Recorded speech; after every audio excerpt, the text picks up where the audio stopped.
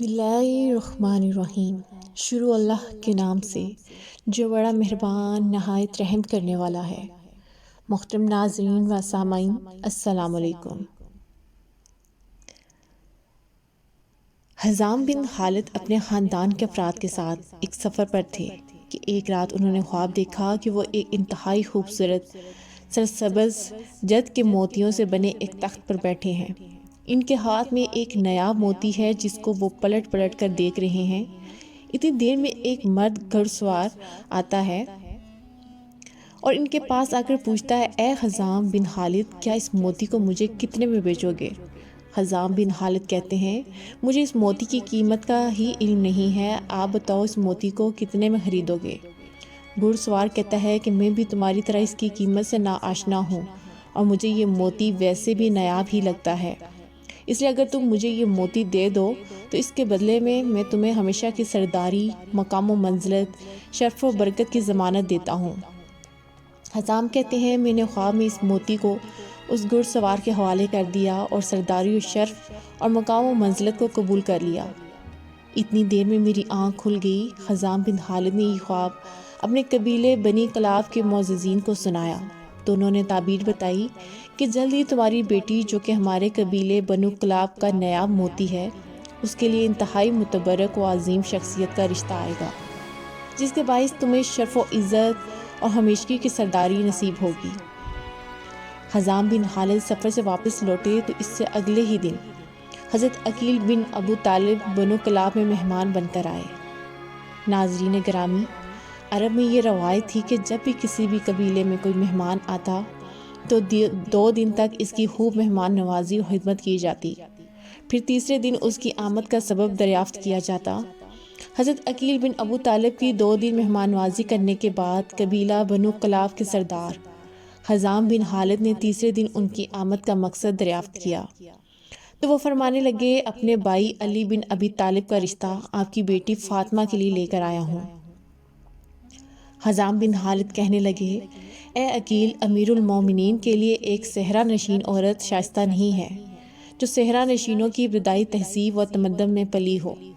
انہیں ایک بلند مرتبہ تمدن والی عورت سے ازدواج کرنا چاہیے اور ان 2 تمدنوں کے درمیان فرق ہے۔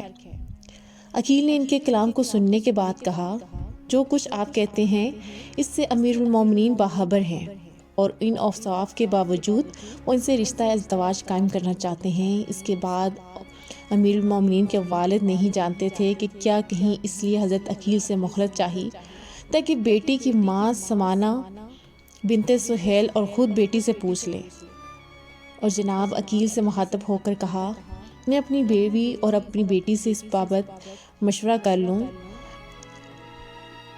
ام البنین کے بالوں میں کنگھی کر رہی تھیں۔ حزام بن خالد کمرے میں داخل ہوئے اور ان سے حضرت علی کو قبول کرنے کے بارے میں سوال کیا اور کہا، کیا تم ہماری بیٹی کو امیر المومنین کے شریک حیات بننے کے لائق جانتی ہو؟ جان لو کہ ان کا گھر مرکز علم و حکمت اور اداب کا گھر ہے۔ اگر تم اپنی بیٹی کو اس گھر کی خادمہ بننے کے لائق جانتی ہو تو ہم اس رشتے کو قبول کر لیں گے، اور اگر اس کے لائق نہیں جانتی ہو تو انکار کر دیں گے۔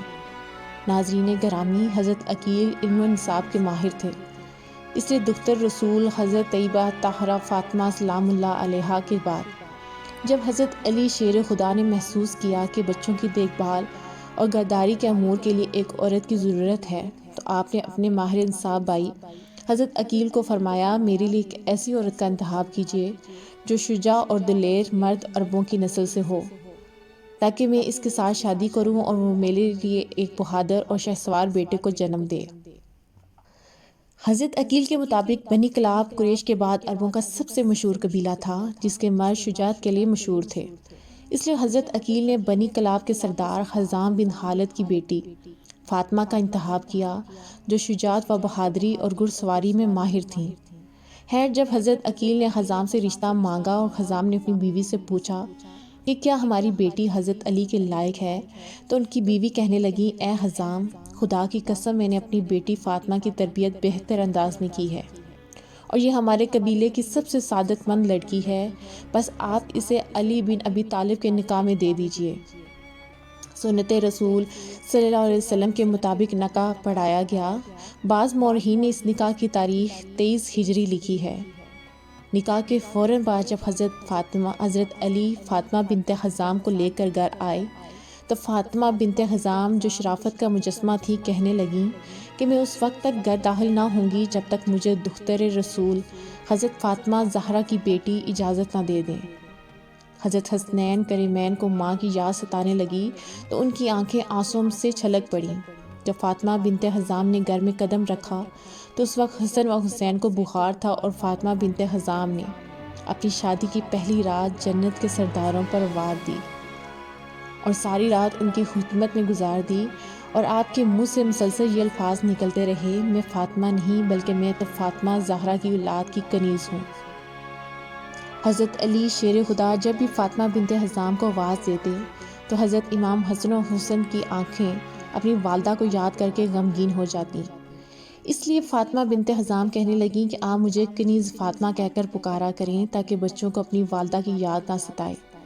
اللہ پاک نے حضرت علی شیر خدا اور فاطمہ بنت حزام کے بطن سے 4 بہادر سپوت پیدا فرمائے جن کے نام حضرت عباس، حضرت عبداللہ، حضرت جعفر اور حضرت عثمان تھے۔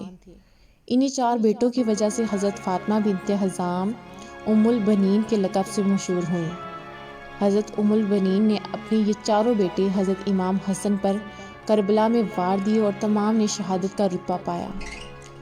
آپ نے حضرت امام علی کی شہادت کے بعد جوان ہونے کے باوجود دوسری شادی نہ کی، 20 سال سے زائد کی طولانی مدت تک زندہ رہیں۔ آپ کی تاریخ وفات کے بارے میں اختلاف ہے، لیکن مشہور یہی ہے کہ حضرت ام البنین نے 13 جمادی الثانی 64 ہجری کو وفات پائی۔